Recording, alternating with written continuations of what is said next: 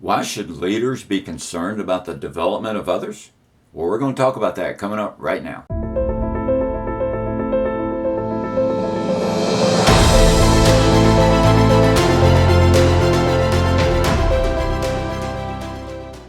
Welcome everyone, Michael Finley here with another episode of Leadership Roll Call, where we give you tips, suggestions, and recommendations on how you can become a more effective leader. Our topic today is developing others. Before we begin, I have a question for you. Do you develop your employees? If so, what methods do you use? How do you develop your employees? I'd love to hear from you. Please put your comments below. Leaders are held accountable for the performance of their employees. If the employees don't perform, the leaders don't have a job. So how do we make sure that our employees are performing? Well, if we have constant turnover, that's going to hurt the team's performance. If we're not connecting with the diversification of our workforce, that's going to hurt the performance of our employees. By developing employees, we communicate with the diverse workforce that we have. We also inspire loyalty with our employees, and loyalty breeds better performance.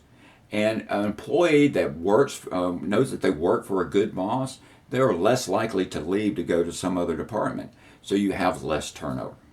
We have to move from how do I get my team to perform better to how do I get my team to perform better and also grow.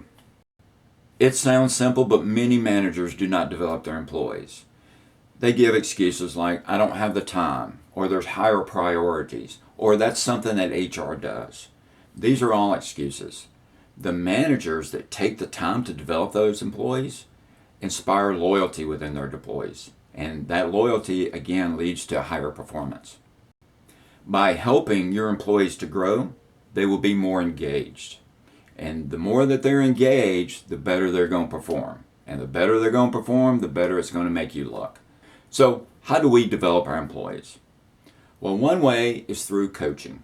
Now, coaching is different from feedback. Feedback is a one-way conversation. Coaching is a two-way conversation. You are being specific about things to help the employee.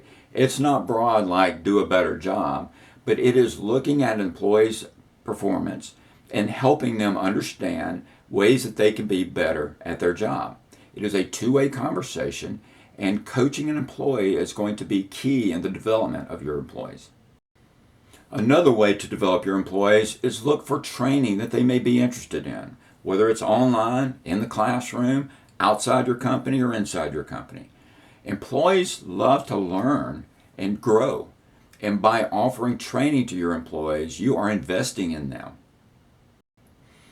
Another way to develop your employees is instead of having that once or twice a year meeting where you have to review the performance standards that HR tells you to review, meet more often. Have discussions, not a meeting, but have discussions about where the employee wants to go, how they want, what are their goals, what are their aspirations. And you can talk about how things that you can do to help them along the way, but have routine conversations with your employee. You also want to help them with their decision-making abilities. So how do we do that? Well, involve them in a big decision. Now, we're not going to throw them in the deep end and say, make the decision and sink or swim, but we're going to bring them in and ask them what decision that they would make. And then you're going to coach them whether that was a good decision or a bad decision. You're also going to let them know the ramifications of that decision. So, as we all know, one decision leads to potentially other decisions or other ramifications. So we have to coach our employee through that process and let them know that just one decision is not the end of it, that it will lead to other things. We want to make sure that they understand that. So work with them on their decision-making process.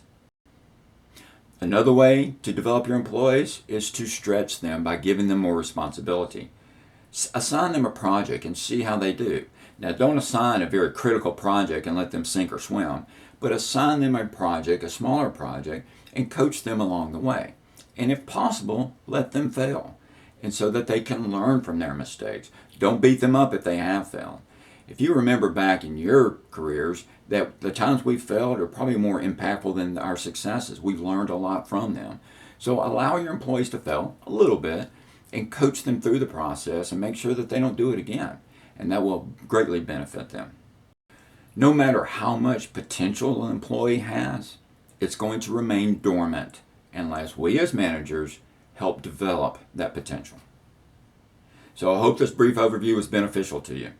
If you have a question about this topic, or you would like to talk about any topic that you would like to see in the future, please put it in the comment section below. And if you haven't already, please subscribe to our channel.